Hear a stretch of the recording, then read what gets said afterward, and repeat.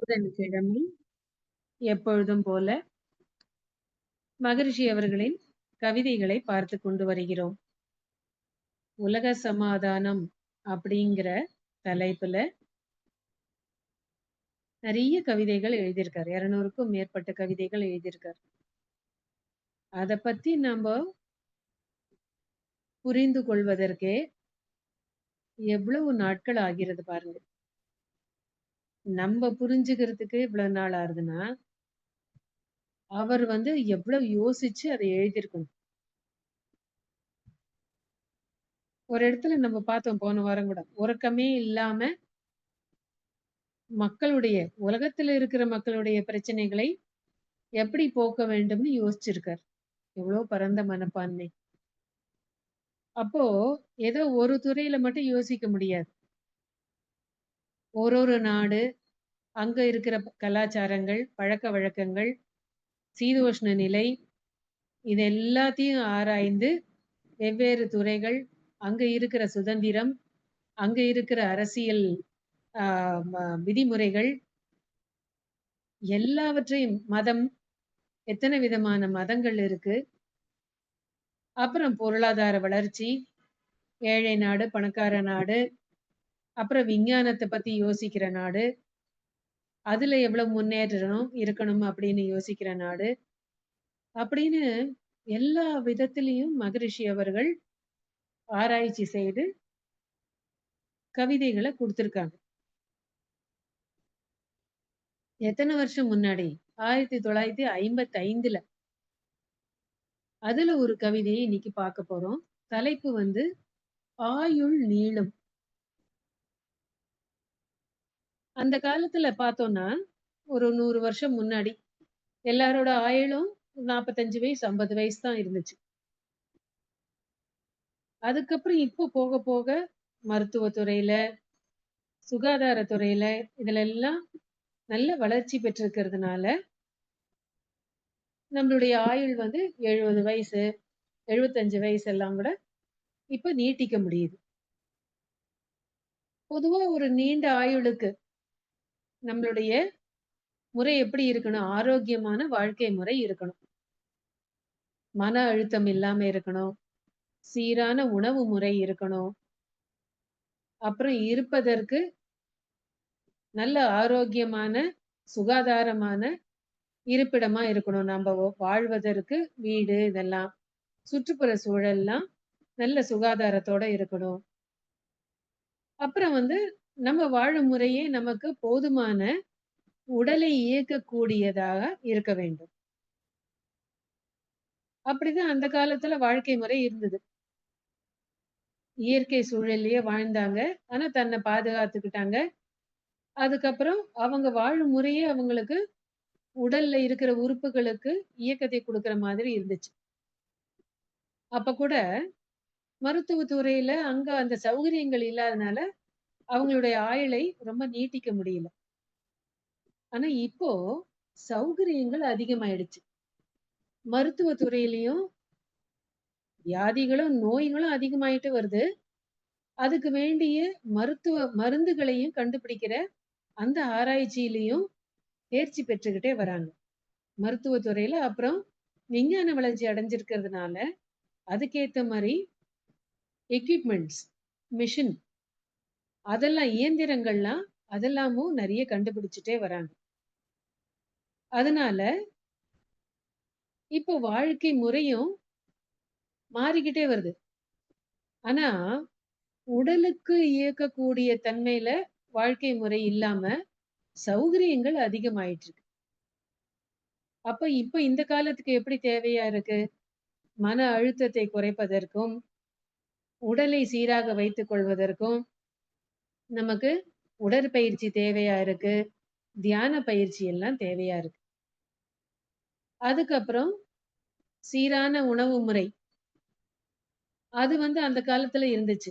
ஆனா இப்போ இந்த ஜங்க் ஃபுட் அதெல்லாம் வந்திருக்கிறதுனால பிரச்சனைகள் அதிகமா இருக்கு. உடல் ரீதியா பிரச்சனைகள் அதிகமா இருக்கு. ஒரு பக்கத்துல ஆயுளை நீட்டிக்க முடியும்னா கூட, இப்ப போக போக என்ன ஆகுதுன்னா, சிறிய வயதிலேயே ஹார்ட் அட்டாக் வருதெல்லாம் இப்ப ஆயிடுச்சு. அதுக்கு காரணம் என்ன? உணவு முறை சரியில்ல. ஜங்க் ஃபுட் எல்லாம் சாப்பிடுறாங்க. நேரம் தவறி சாப்பிடுறாங்க. போதுமான உடற்பயிற்சி இல்ல. ஏசில உட்கார்ந்துட்டு பண்றது.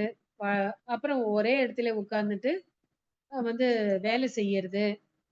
அதனால அப்புறம் பிரச்சனைகள். அப்புறம் எதிர்பார்ப்பு. சௌகரியமான வாழ்க்கை வாழணும் எதிர்பார்ப்பு அதிகமா இருக்கிறதுனால, மன அழுத்தம் அதிகமாகுது. இதனால பிரச்சனைகள் நெறைய அதிகமா இருக்கு. அப்போ ஒரு பக்கம் ஆயுளை நீட்டிப்பதற்கு அந்த மாதிரியெல்லாம் இருந்தாலும், இன்னொரு பக்கம் தூக்கம் போற மாட்டேங்கிறது. அப்புறம் வேண்டாத கெட்ட பழக்கங்கள், புகைப்பிடித்தல், மது பழக்கம், அதுக்கப்புறம் போதை, இதுக்கெல்லாம் அடிமையாயி போறதுனால, ஒரு பக்கம் இப்ப ஆயுள் வந்து குறைஞ்சுகிட்டு வருது. சின்ன வயசுல இருக்கிறவங்களுக்கே ஹார்ட் அட்டாக்லாம் வருது இப்போ. அப்போ ஒரு பக்கம் ஆயுளை நீட்டிக்க முடியுது. இன்னொரு பக்கம் ஆயுள் குறையவும் குறையுது. அந்த மாரி போயிட்டுருக்கு இப்போ. அப்போ அதுக்கு என்ன காரணம்?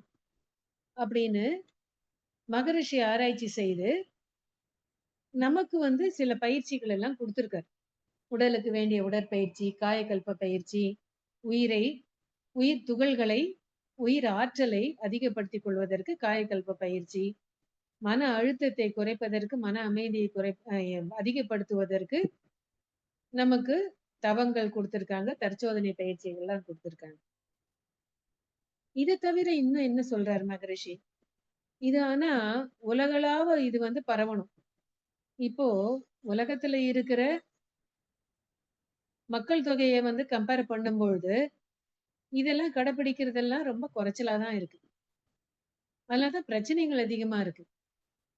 ஏன்னா, வாழ்க்கையில எல்லாவற்றையும் அனுபவிக்க வேண்டும் அப்படிங்கிற அந்த எண்ணம் ரொம்ப மேல் நோக்கி இருக்கிறதுனால, அதுதான் பிரியாரிட்டி இருக்கிறதுனால, மத்ததெல்லாம் வந்து பின்னோக்கி தள்ளியாச்சு இப்போ.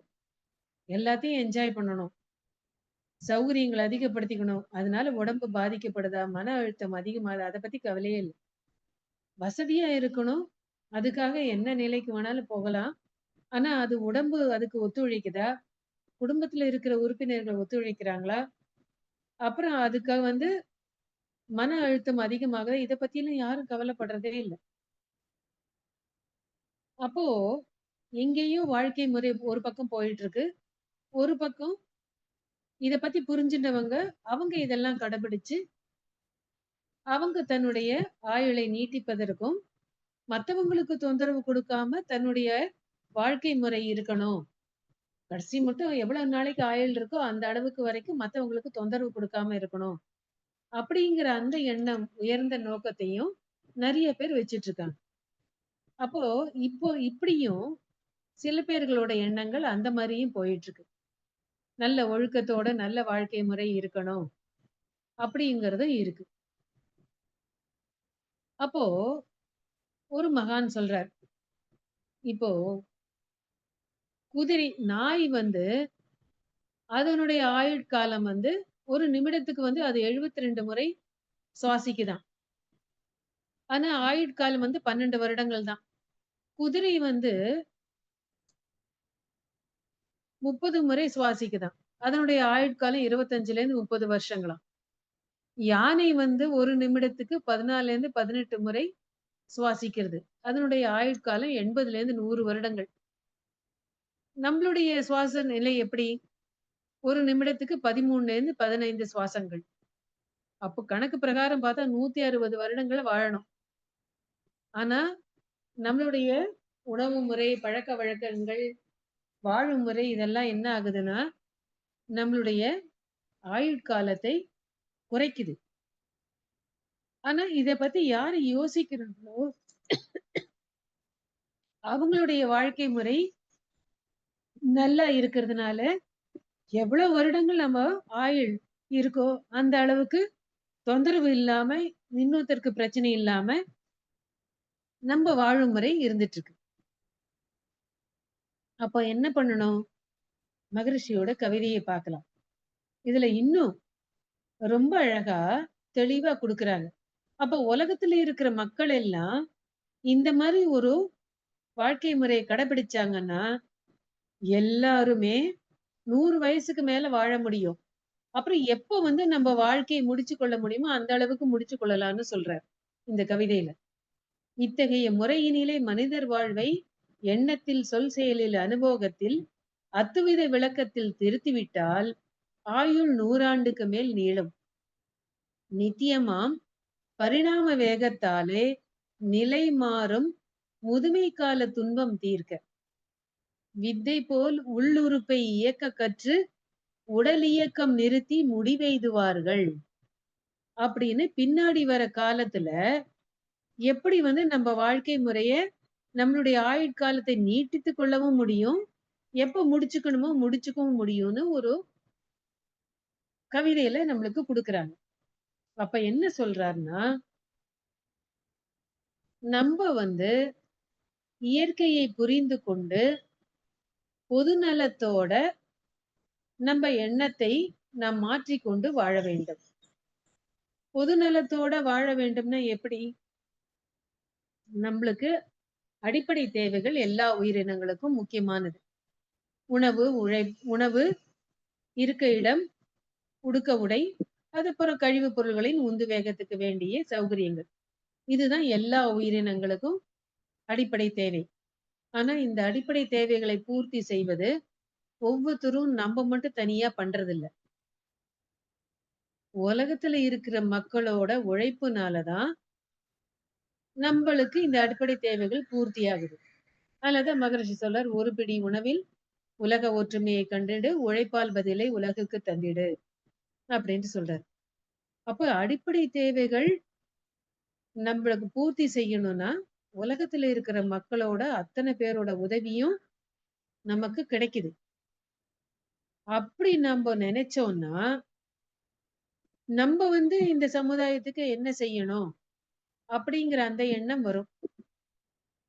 அதுக்கப்புறம் இந்த எண்ணம் வரும்பொழுதுதான், எதையும் எதிர்பார்க்காம, நம்ப வந்து சமுதாயத்தோட சொத்து அப்படிங்கிற ஒரு விரிந்த மனப்பான்மையில நம்ப வாழும் முறை மாறும்.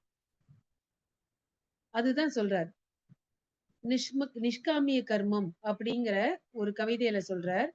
1955ல எழுதியிருக்கார். "உருவாகி உடல் வளர்த்து வாழ்கின்றேன்.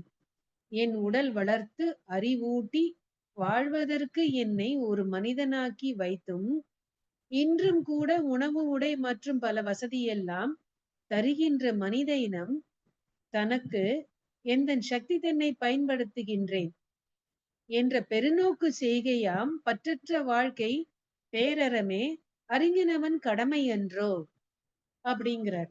அப்போ இத்தனை வருஷமா நான் வாழ்ந்திருக்கிறதுக்கு காரணமே உலகத்துல இருக்கிற அத்தனை மக்களோட உழைப்புனாலதான் எனக்கு கிடைச்சிருக்கு. அப்படின்னு இருக்கும்பொழுது நான் சமுதாயத்துக்கு எத்தனை தொண்டு செய்யணும், கடமை ஆற்றணும். அப்ப இந்த மாதிரி ஒரு நோக்கோட நான் வாழும் முறை எனக்கு மாறிச்சுன்னா, எதையும் எதிர்பார்க்காம நான் செய்யணும். அப்படி செய்யும் பொழுது என்னுடைய எண்ணம் எப்படி இருக்கும்? பொதுநலம் கருதி தான் இருக்கும். அப்ப எப்படி இருக்கும்? எண்ணம், சொல், செயல் எல்லாவற்றிலயுமே நான் ஒரே மாதிரி நினைக்கக்கூடியதுல தான் இருப்பேன். என்ன நினைக்கிறேனோ அத பேசுவேன், அததான் செய்வேன். அப்போ எல்லாவற்றிலயும் நான் வந்து என்னுடைய வாழ்க்கை முறையை திருத்திக் கொண்டு வாழ்வேன். நான் எதை என்ஜாய் பண்ணினாலும் சரி, எல்லாவற்றிலும் எண்ணம், சொல், செயல்ல எப்பொழுதுமே ஒரு இணக்கத்தோட என்னுடைய வாழ்க்கை முறை இருக்கும். அதுக்கப்புறம் முன்னோர்கள் செய்த செயல்கள்னால ஏற்பட்ட விளைவுகளை யோசிச்சு, இப்ப நான் செய்யக்கூடிய செயல்கள்லயும் என்ன மாரி விளைவு வரும் அப்படிங்கிறத யோசிச்சு, நான் செய்யக்கூடிய செயல் அப்படி இருந்துச்சுன்னா, எல்லாமே ஒழுக்கம், கடமை, ஈகை அப்படிங்கிற அந்த அறநெறி வாழ்க்கை தான் இருக்கும் அப்படின்ட்டு சொல்றார். இன்று உலகில் ஆறறிவின் உயர்வில் வாழ்ந்து இன்ப துன்பம் காணும் ஒரு மனிதனுக்கு சென்றுவிட்ட நாட்களிலே வாழ்ந்த முன்னோர் செயல் விளைவும் ஜெகமுழுதும் இன்று வாழ்வோர் அன்றன்று எண்ணம், சொல், செயல்கள் மூலம் ஆற்றுகின்ற செய்கைகளின் விளைவும் சேர்ந்தே என்றென்றும் பயனளிக்கும் தன்மை கண்டால் எண்ணத்தில் கடமை என்ற ஒளி உண்டாகும். முன்னோர்கள் செய்த செயல்கள்னால ஏற்படக்கூடிய விளைவுகளை யோசித்து, இப்ப நான் செய்யக்கூடிய செயல்கள்ல என்ன மாதிரி விளைவு வரும்? அப்படிங்கிறதையும் யோசிச்சு ஒரு விளைவறிந்த விழிப்பு நிலையில நான் வாழும் வாழ்க்கை இருந்ததுன்னா, அந்த கடமைங்கிற அந்த ஒரு எண்ணம் தான் எனக்கு வரும். அப்படிங்கிறார். அப்ப இப்படி எல்லாருமே யோசிச்சு, உலக சமாதானத்துக்கு வேண்டிய அந்த கருத்துக்களை எல்லாரும் ஏற்றுக்கொண்டு, கூட்டாக வாழும் பொழுது, எங்கேயுமே பிரச்சனை இல்லாம வாழ முடியும். அப்படின்னு சொல்றார். அப்போ ஏற்கனவே வாழ்ந்த மக்களுடைய அந்த வாழ்க்கை முறை எல்லாமே, அதெல்லாம் ஒரு சரித்திரமா இருக்கும். அப்படின்னு ஒரு கவிதையிலயும் சொல்றார். இந்த மாதிரி உலக சமாதானத்துல இருக்கிற அந்த கருத்துக்களை ஏத்துக்கொண்டா, இன்பம், துன்பம், ஒரு பயத்தோட வாழக்கூடிய வாழ்க்கை, இப்படிலாம் யாருமே யோசிக்கவே வேண்டாம். அங்க தேவையே இருக்காது. அப்படின்ட்டு சொல்றார். அதோட இன்னும் என்ன சொல்றார்ன்னா, மனித இன உரிமை சாசனமாய் இந்த மண்ணுலகில் இத்திட்டம் பெயர் எடுக்கும். தனி மனிதன் கடமைகளும் கூட்டு வாழ்வின் தத்துவமும் சேர்ந்தது. என்றும் எங்கும் இனி உலகோர் இன்பத்தை அளவாய் துய்த்து இயற்கையாய் முடிவடைய ஏற்றதாகும். புனித நோக்குடன் அறிவின் உயர்வில் நின்று பொதுவாக மனிதன் என்ற கருத்தில் ஆய்வேர். அப்போ மனிதன் நமக்கு 6 அறிவு இருக்கு. ஒரு சமுதாயத்துல நான் ஒரு பங்கு வகிக்கிறேன். நான் ஒரு உலக பொது தொண்டன், பொதுநல தொண்டன். சமுதாயம் எனக்கு இத்தனை வழங்கிட்டு இருக்கு. நானும் ஒரு சமுதாயத்துல ஒரு பகுதிதான். அப்படிங்கிற எண்ணத்தோட என்னுடைய கடமையை நான் ஆற்றும் பொழுது, அதோட அத்வைத தத்துவத்தையும் புரிந்து கொண்டு வாழும் பொழுது, என்னுடைய எண்ணம், சொல், செயல் எல்லாமே ஒரு இணக்கத்தோட இருக்கும். விளைவறிந்த விழிப்பு நிலையில உணவு, உழைப்பு, உறக்கம், உடலுறவு, எண்ணம் இதுல எல்லாத்துலயுமே அளவு முறை இருக்கும். அந்த மாரி நான் வாழும் பொழுது, என்னுடைய ஆயுள் நிச்சயமா 100 வயதுக்கு மேல இருக்கும். அப்படின்ட்டு மகரிஷி ஆணித்தரமா சொல்றாரு. அப்போ எல்லாருமே பொதுநல நோக்கோட வாழும் பொழுது, வயதானவர்களுக்கு அவங்க குடும்பத்துல இருக்கிறவங்க தான் அவங்களுக்கு துணை நின்று பாதுகாத்துக்கணும், பாதுகாப்பு குடுக்கணுங்கிறது இல்ல. அவங்கள பார்த்துக்கணுங்கிறது இல்ல. பொது நலத்தோட எல்லாரும் வாழும்பொழுது ஒருத்தருக்கு ஒருத்தர் உதவி வாழ்வோம். இல்லைன்னா இப்ப என்னன்னா, சீனியர் சிட்டிசன்ஸ் ஹோம் நெறைய இருக்கு. மிந்தி கொஞ்சம் வருஷம் முன்னாடி, 25 வருஷம் முன்னாடி, நம்ம பார்த்துக்க முடியலன்னு வயதானவர்கள அங்க கொண்டோய் விட்டுக்கிட்டு இருந்தெல்லாம் இருந்தது. ஆனா இப்ப என்ன பண்றாங்கன்னா, அவங்களே வாலண்டியரா யாருக்கு தொந்தரவு குடுக்க வேண்டாம். வயதானவர்கள் ஒரு 55 வயசுக்கு மேல தாங்களே பிளான் பண்றாங்க. தங்களுக்கு வேண்டிய பொருளாதார பிரச்சனை இருக்க வேண்டான்னு, தங்களுக்கு எவ்வளவு பணம் தேவையோ அத சேர்த்து கொண்டு, அவங்களே சீனியர் சிட்டிசன்ஸ் ஹோம்ல போய் சேர்ந்துடுறாங்க. இப்போ அவங்களுடைய எண்ணங்களும் மாற்றம் வந்துகிட்டே இருக்கு. அப்ப யாருக்கும் தொந்தரவு குடுக்க வேண்டாம். நம்மளால முடிஞ்சத அந்த இடத்துல போய் நம்ம எவ்வளவு தூரம் உதவி செய்ய முடியுமோ வாழ்வோம். அப்புறம் எல்லாருமே அந்த வயதுல ஒத்தவங்களா இருக்கும்பொழுது ஒருத்தருக்கு ஒருத்தர் உதவி செய்து கொண்டு வாழறாங்க. அத விட இன்னும் மகரிஷி என்ன சொல்றாருன்னா, சிறிய வயதிலிருந்தே இந்த எண்ணம், நான் சமுதாய சொத்து அப்படின்னு குழந்தைகளை வளர்க்கும் பொழுதே, குழந்தைங்க பொறந்த உடனேயே அவங்கள ஒரு பொது சொத்தாக்கி, பெரியவர்கள், அனுபவம் மிக்கவர்கள் அவங்கள வளர்த்து கொண்டு வரும்பொழுது, அவங்களுடைய எண்ணத்திலேயே மாற்றம் வரும். அப்போ இவங்க என்ன சொந்தக்காரங்க, இவங்க எனக்கு தொடர்பு இல்ல. இவங்க இந்த மதம், இந்த ஜாதி அப்படிங்கிற எண்ணம்லாம் போயி, சிறிய வயதிலேருந்து ஒருத்தருக்கு ஒருத்தர் உதவி செய்து கொண்டு வாழும் அந்த முறை வரும். அந்த மாற்றம் வரும். அப்போ உலக சமாதான திட்டங்களை கொஞ்சம் கொஞ்சமா சில நாடுகள் கடைபிடித்து, அவங்க அதுக்கப்புறம் அதுல பலன் கிடைக்கும் பொழுது, மற்ற நாடுகள் அதோட சேர்ந்து வாழும் பொழுது, எல்லாருடைய ஆயுளுமே 100 வயதுக்கு மேல வரும். அப்புறம் அவங்க இதோட வாழ்க்கை முறை போறோம். என்னுடைய வாழ்க்கை வாழ்ந்தது போறோம் அப்படிங்கும் பொழுது, அந்த உடம்புக்குள்ள இருக்கிற உறுப்புகளை, அதனுடைய இயக்கத்தை நிறுத்தி, அவங்க தானே தன்னுடைய உடல் இயக்கத்தை நிறுத்தி அவங்க இந்த ஆயுள் இதுவரைக்கும் போருங்கிற அந்த அளவுக்கு தன்னுடைய ஆயுளை முடித்துக் கொள்ளக்கூடிய பக்குவம் வரும். நீட்டித்துக் கொள்ளவும் முடியும். அப்புறம் அந்த ஆயுளை முடித்துக் கொள்ளவும் முடியும். அப்படின்னு இந்த மாரி வாழ்க்கை முறையெல்லாம் மகரிஷி குடுக்குறாங்க. எப்படிப்பட்ட எண்ணம் பாருங்க. அப்போ இந்த மாரி எண்ணம் வரணும்னா பற்று, பாசம் இதெல்லாம் போகணும். பற்று, பாசம் போயி, நான் சமுதாயத்துக்கு அதனுடைய ஒரு சொத்து அப்படிங்கிற எண்ணம் சிறிய வயதில இருந்தே அவங்களுக்கு வரணும். அடிப்படை தேவைகளை பூர்த்தி செய்வதில் என்னுடைய பங்கு மட்டும் இல்ல. சமுதாயமும் எனக்கு நெறைய உதவி செய்யுது. இந்த அடிப்படை தேவைகளை பூர்த்தி செய்வதற்கு. அப்ப சமுதாயத்துக்கு நான் எப்படி திருப்பி குடுக்கணும்?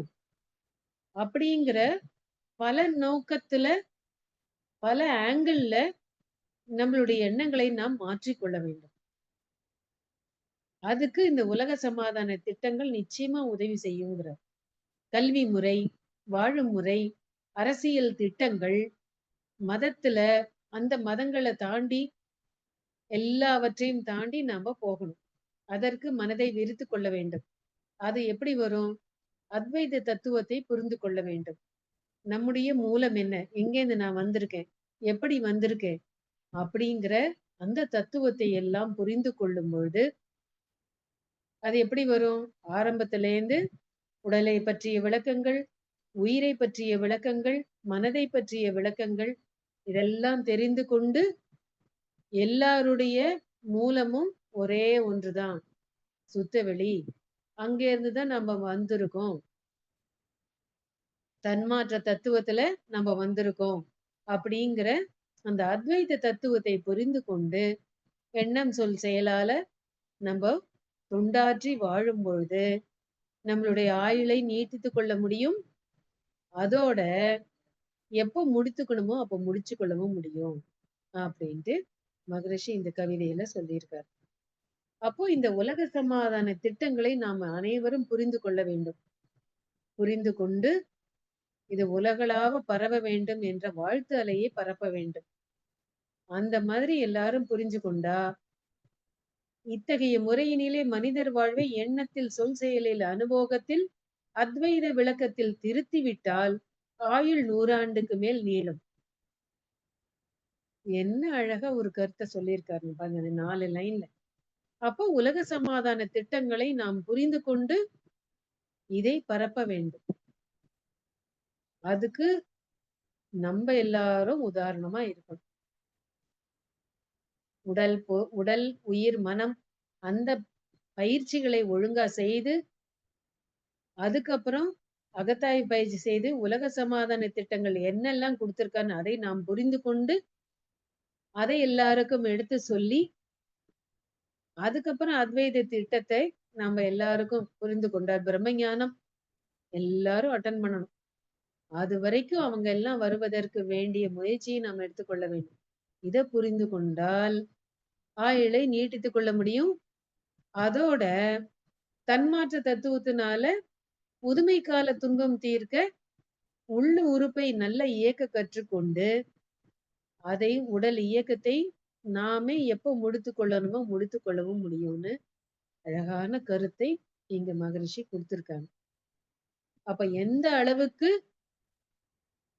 உடல்ல பிரச்சனைகள் இருந்தா அதை சரி செய்து கொண்டு, ஆயுளை நீட்டித்துக் கொண்டு, அதோட நம்ம சமுதாயத்துக்கும் தொண்டு ஆற்றி உலக சமாதான திட்டங்களை மற்றவங்களுக்கும் எடுத்து சொல்லி நம்மளுடைய ஆயுளையை நீட்டித்துக் கொள்ள முடியும்னு ஆணித்தரமா மகரிஷி அவங்க இங்க கருத்தை நமக்கு கொடுக்குறாங்க.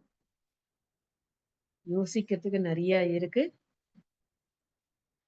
நீ எவ்வளவோ சொல்லலாம். விளக்கங்கள் அவ்வளவு அழகா மகரிஷி கொடுத்திருக்காங்க. படிக்க படிக்க தோண்ட தோண்ட அங்க நமக்கு தண்ணி ஊறிக்கிட்டே இருக்கும் அப்படின்ட்டு சொல்ற மாதிரி மகரிஷியோட இந்த உலக சமாதான திட்டங்களை நாம் படிக்க படிக்க எத்தனையோ விளக்கங்கள் நமக்கு கிடைக்குது.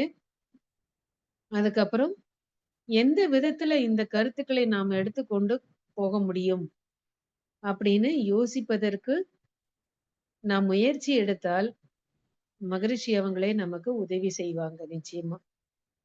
அதுக்கு உடற்பயிற்சி, காயகல்ப பயிற்சி, தவங்கள், தற்சோதனை பயிற்சிகள் முதல்ல உதவி செய்யும் நமக்கு. இதுதான் அடிப்படை. அத நாம தினசரி ஒழுங்கா முறையோட நம்ம செய்யும் பொழுது, வாழ்க்கை முறையில நமக்கு எல்லாவற்றையும் அளவோடும், முறையோடும் செய்யக்கூடிய பக்குவங்கள் கிடைக்கும். நம்ப தான் ஆரம்பிக்கணும். மத்தவங்க ஆரம்பிப்பாங்கன்னா, அது முயற்சி அது சரிப்பட்டு வராது.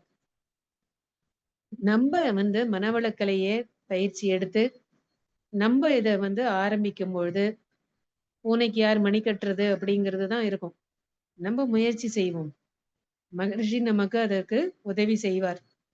எல்லாவற்றிலும் அளவோடும், முறையோடும் நம்ப அத கடைபிடிச்சோம்னா, நிச்சயமா இந்த உலக சமாதான திட்டங்களை நாம் எடுத்துக்கொண்டு போக முடியும்.